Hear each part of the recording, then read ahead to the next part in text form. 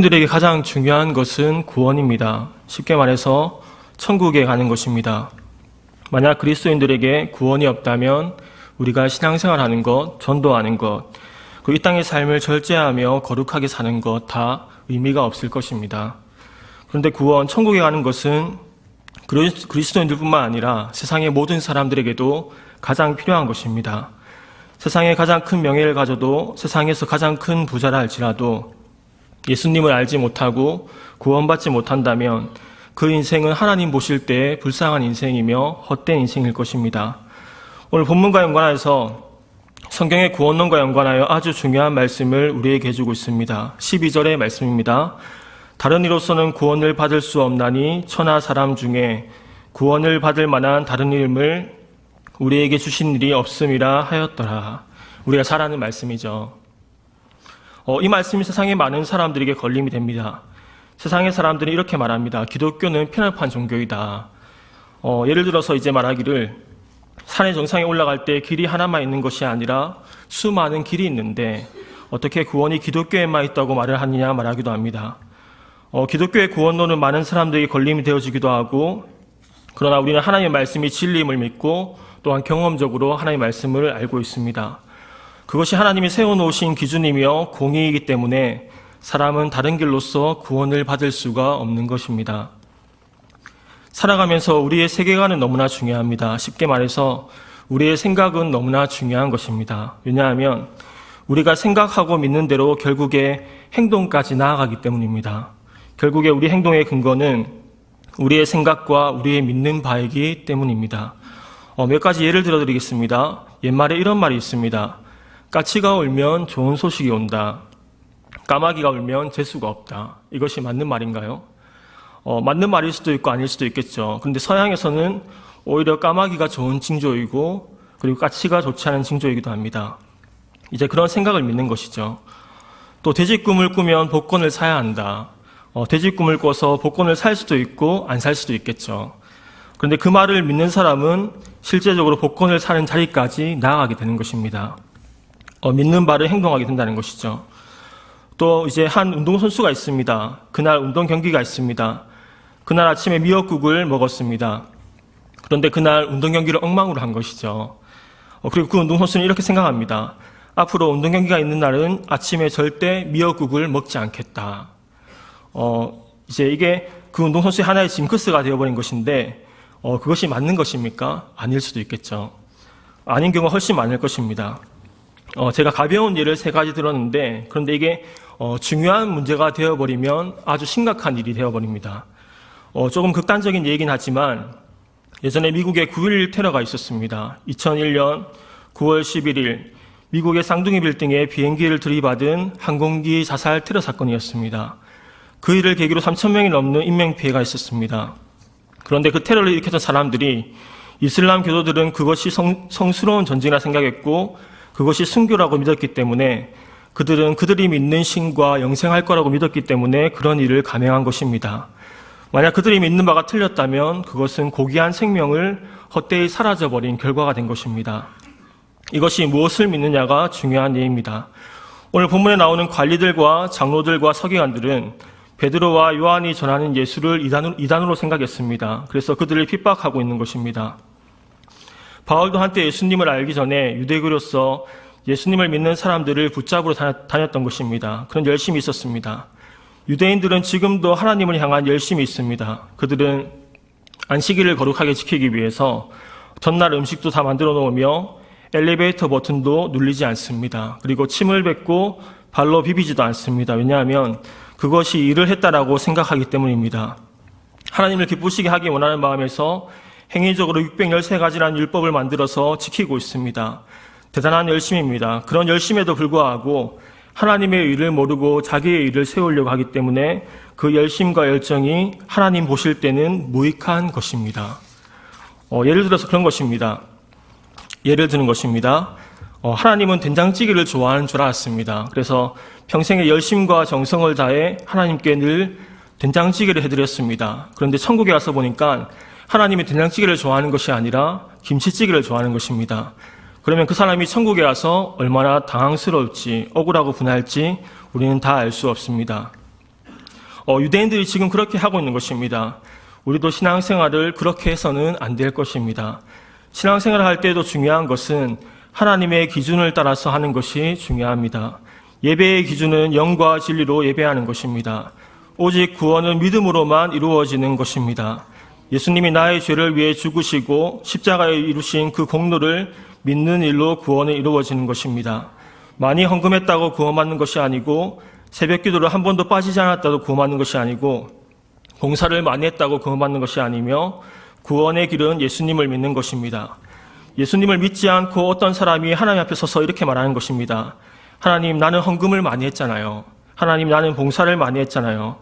그것이 사람에게는 인간의 정으로 통할지 모르지만 하나님께는 통하지 않는 것입니다. 하나님 앞에서는 하나님의 기준만이 통할 뿐입니다. 그래서 우리는 하나님의 말씀을 잘 읽고 정확히 배우고 또 잘 알아야 하는 것입니다. 우리의 구원은 오직 믿음으로만 이루어지는 것입니다. 왜냐하면 유대인들은 행위적인 율법을 강조했지만 예수님은 성경에서 말씀하기를 죄의 범위를 행위가 아니라 우리 마음의 동기까지라고 말씀하고 있기 때문입니다. 살인을 하고 간음을 해야 죄를 지었다고 말하는 것이 아니라 신약 성경에서 말씀하고 있는 예수님의 말씀은 형제를 미워하는 자마다 이미 살인한 자며 여자를 보고 음욕을 품는 자마다 이미 간음하였느니라고 말씀하고 있습니다. 그래서 우리 모두는 죄인인 것입니다. 그 말씀을 지킬 수 있는 사람은 아무도 없습니다. 로마서 3장 23절 말씀은 이렇게 말씀합니다. 우리 화면을 보면서 같이 읽겠습니다. 시작. 모든 사람이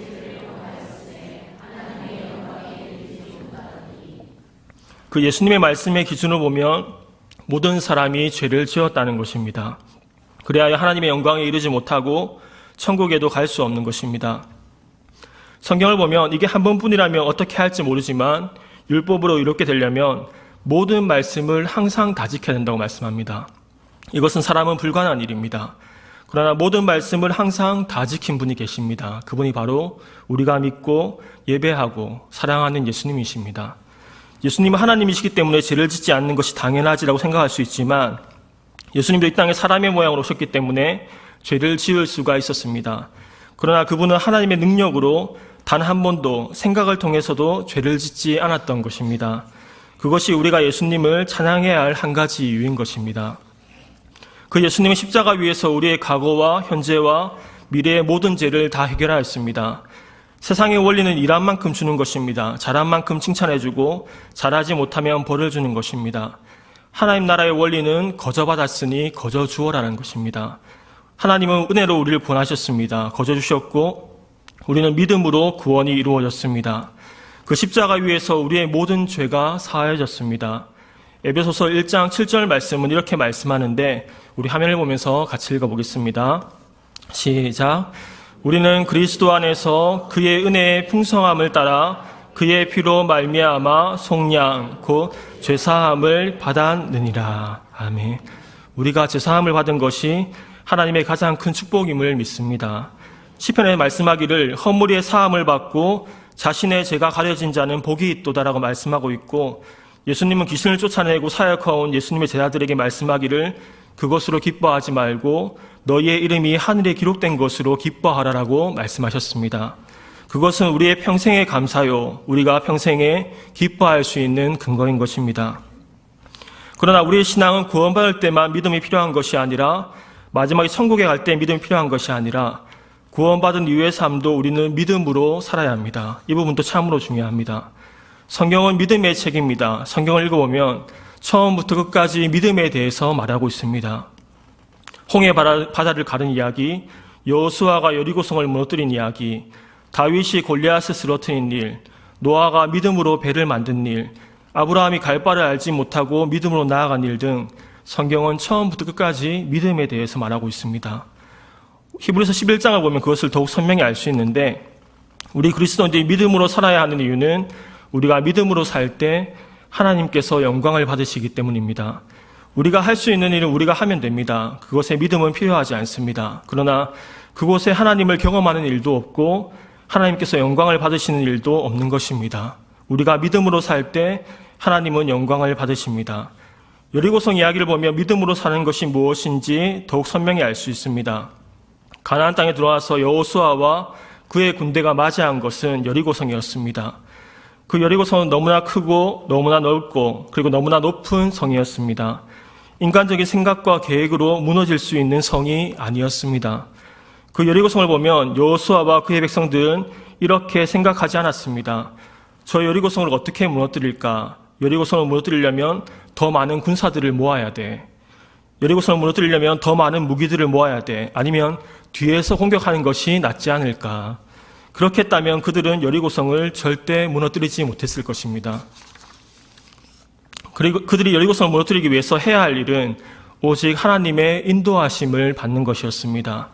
그 당시에 모세오경이라고 창세기, 출애굽기, 레위기, 민수기, 신명기라는 성경이 있었습니다. 그리고 하나님은 여호수아에게 그 율법책을 주야로 묵상하라고 했습니다. 그러나 성경책에는 여리고성을 무너뜨리는 방법에는 나와 있지 않습니다. 그것은 하나님과의 관계를 통한 믿음으로 무너뜨릴 수 있는 것입니다. 그래서 성경은 이렇게 말씀합니다. 잠언 3장 5절 6절 말씀을 우리 화면을 보면서 같이 읽겠습니다. 시작. 너는 마음을 다하여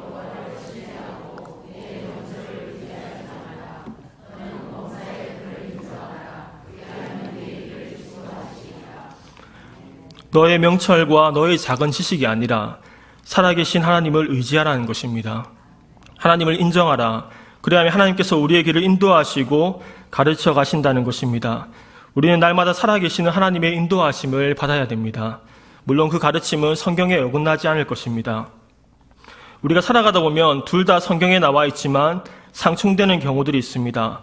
바울 같은 경우에 사도행전 16장에 보면은 아시아에 가서 복음을 전하려고 했습니다. 그런데 6절에 보면 이런 말씀이 있습니다. 성령이 아시아에서 말씀을 전하지 못하게 하시거늘.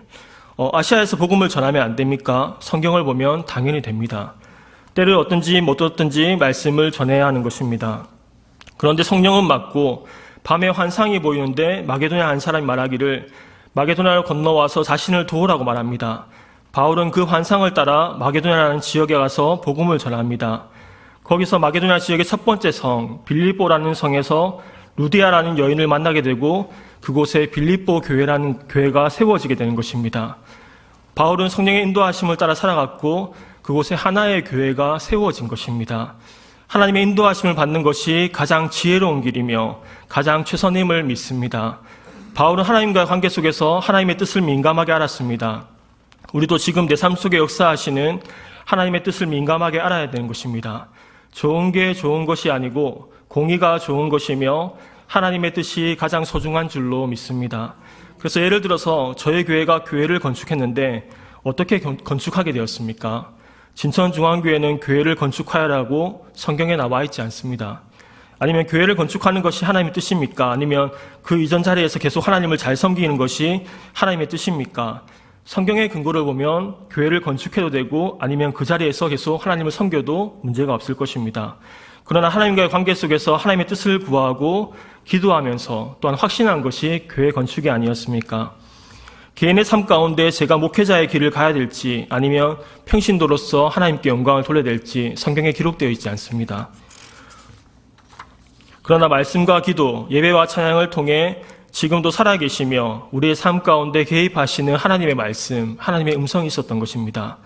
우리가 하나님과의 친밀한 관계 가운데 있을 때 우리 마음 가운데 확신이 있습니다. 무엇을 해야 되고 무엇을 하지 말아야 되고 그것을 알 수 있습니다. 우리가 구원받은 사실을 그냥 알듯이 마음속에서 성령을 통해 그냥 아는 것입니다. 이 성령이 주시는 확신들이 여러분 삶 가운데 많이 있을 수 있기를 바랍니다. 삶 속에 주어지는 하나님의 가르침들이 여러분에게 많기를 바랍니다. 우리가 믿음으로 살 때 하나님은 영광을 받으신다라고 말씀하였습니다. 우리의 신앙생활은 처음부터 끝까지 믿음으로 사는 것입니다. 그러나 믿음에 있어서 어쩌면 가장 방해가 되는 것은 우리의 인간적인 생각입니다. 믿음과 인간적인 생각은 종종 반대가 됩니다. 성경을 보면 비느하스라는 사람이 있습니다. 그 사람은 아론의 손자였습니다. 그 당시 이스라엘 백성들은 음행과 우상 숭배가 많이 있었습니다. 이 시대에 우리의 음행도 만만치가 않습니다. 그리고 우상 숭배하면 우리는 아무런 연관이 없다라고 생각할 수 있지만 신약에 와서 보면 탐심은 우상 숭배니라 이렇게 말씀하고 있습니다. 그만큼 이제 우리 안에도 무수히 많은 우상이 있을 수 있습니다. 그때 이스라엘 백성 중에 한 사람이 이방 여인이었던 미디안 여인을 데리고 이스라엘 백성들 앞을 지나가게 됩니다. 아마 우상 숭배하기 위해서 아니면 음행하기 위해서 가고 있었던 것으로 보입니다. 그때 비느하스는 창을 가지고 그 막사에 들어가 두 남녀를 창으로 찔러 죽입니다. 그리고 성경은 기록하기를 이렇게 말씀합니다. 그 이스라엘 남자를 따라 그의 막사에 들어가 이스라엘 남자와 그 여인의 배를 꿰뚫어서 두 사람을 죽이니 연병이 이스라엘 자손에게서 그쳤더라. 그 연병으로 죽은 자가 24,000명이었더라. 비느하스가 그 두 남녀를 하나님의 열심으로 죽이지 않았다면 이스라엘에게서 전염병이 떠나지 않았을 것입니다. 그 죄로 인하여 이스라엘은 전염병으로 24,000명이나 죽었던 것입니다. 그런데 그때 비느하스 생각하기를 그럴 수도 있지. 사랑은 허다한 죄를 덮는 것이라고 하지 않았냐. 이렇게 비느하스가 그렇게 생각했다면 이스라엘 백성들에게 있었던 전염병은 사라지지 않았을 것입니다. 생각하는 바, 믿는 바가 그것입니다. 또 우리가 다윗과 나단의 이야기를 배울 수 있습니다. 다윗이 우리아의 아내 밧세바를 범하고 우리아까지 죽이는 죄를 저지르게 됩니다. 그때 나단이 우리가 잘 아는 비유로 설명하고 다윗에게 설명하기를 당신이 바로 그 사람이라 이렇게 말씀합니다. 다윗은 정직하게 직면하여 다시금 회복되는 은혜를 누립니다. 그런데 만약에 나단이 다윗을 배려하여 이렇게 생각하는 것입니다.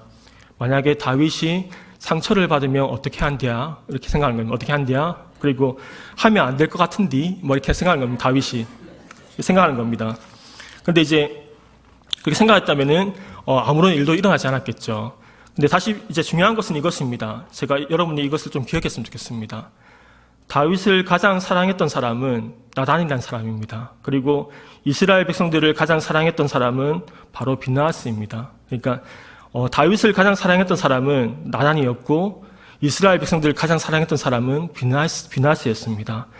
저와 여러분이 이것을 볼 수 있길 바랍니다. 영적인 눈이 열어지는 은혜가 있기를 바랍니다. 어쩌면 나단이라는 사람이 없었다면은 우리가 지금 알고 있는 다윗이라는 위대한 인물은 없었을 것입니다. 나단은 참으로 귀한 일에 순종한 것입니다. 인간적인 생각에 가장 위험한 것은 하나님의 뜻과 반대되는 경우가 많다는 것입니다. 아니, 거의 반대되는 경우가 많습니다. 하나님의 뜻이 쏟아질 수 있다는 것입니다. 우리 모두 믿음으로 사는 저와 여러분이 될 수 있기를 바랍니다. 최근에 어떤 분에게 제가 개인적으로 큰 감동을 받은 일이 있습니다. 그분은 제 신학대학원 동기인 한 형입니다. 부산 같은 경우에 통합식 교회가 의외로 많이 없습니다. 큰 교회들, 수영로교회, 호산나교회 모두 합동식 교회입니다. 부산에서 통합식에서 가장 큰 교회 중에 하나는 부산의 산성교회입니다.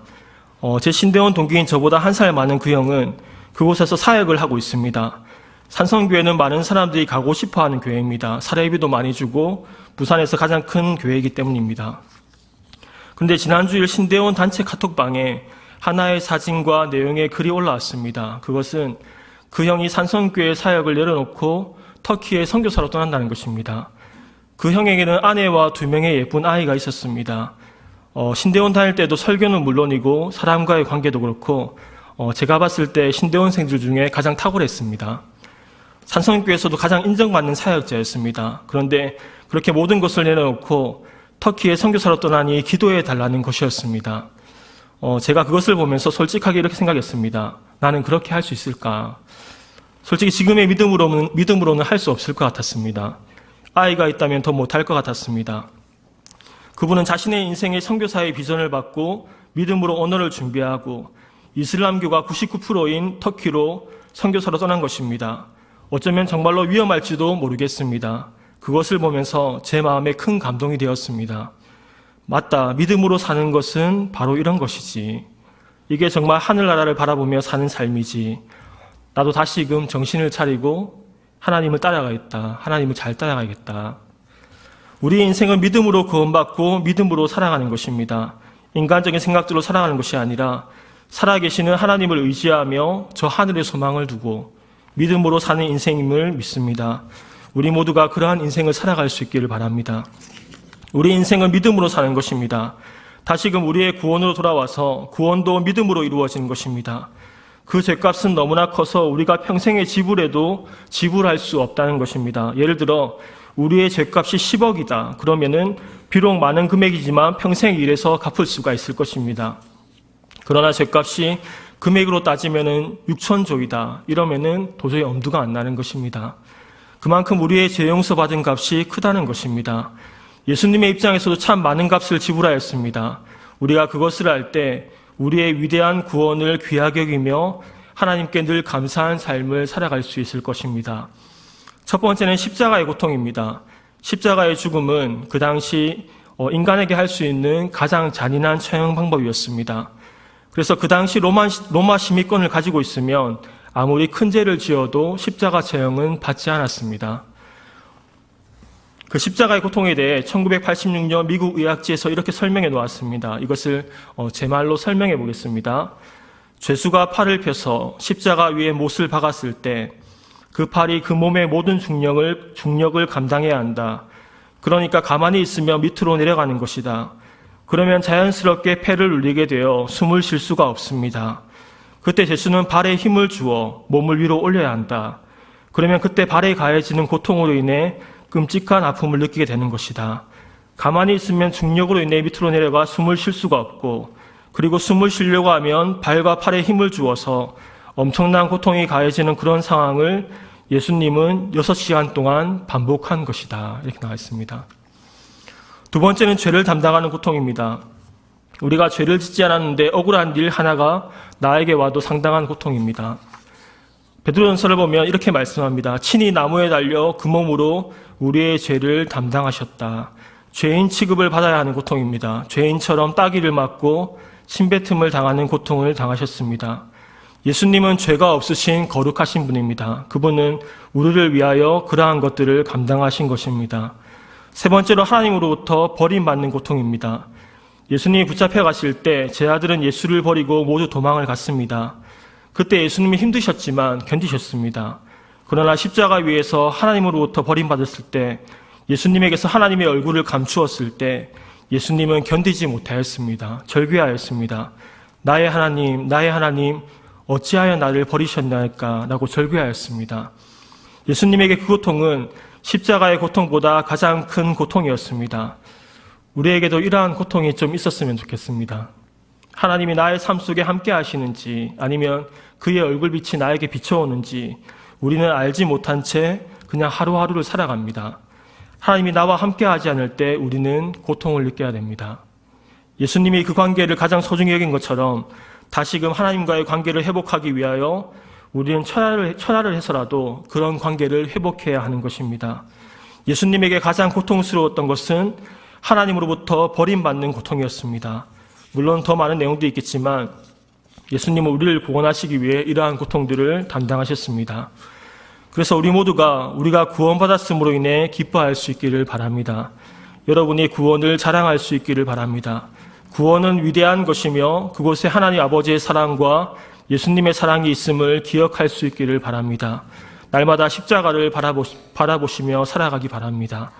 다른 이로서는 구원을 받을 수 없나니 천하 사람 중에 구원을 받을 만한 다른 이름을 우리에게 주신 일이 없음이라 하였더라. 그 위대한 구원을 찬양할 수 있기 바랍니다. 우리에게 구원을 주신 하나님께 늘 찬양하며 감사하며 살아가는 저와 여러분이 되었으면 좋겠습니다.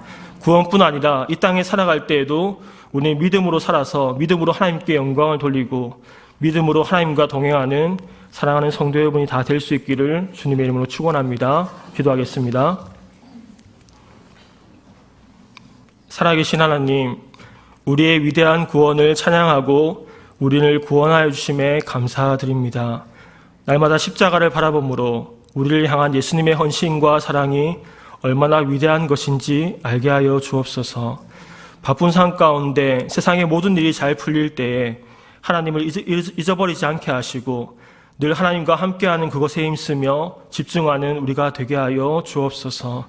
다시금 복음 앞에 서며 우리가 얼마나 죄인인지 알게 하시고 우리를 구원하신 그 구원의 감격이 회복되며 예수님을 향한 뜨거운 사랑을 가지고 살아갈 수 있도록 우리에게 은혜를 더하여 주옵소서. 성령의 충만함으로 예수님의 참 제자가 되게 하여 주시옵소서. 감사드리며 살아계신 예수님의 이름으로 기도하였습니다. 아멘. 우리 다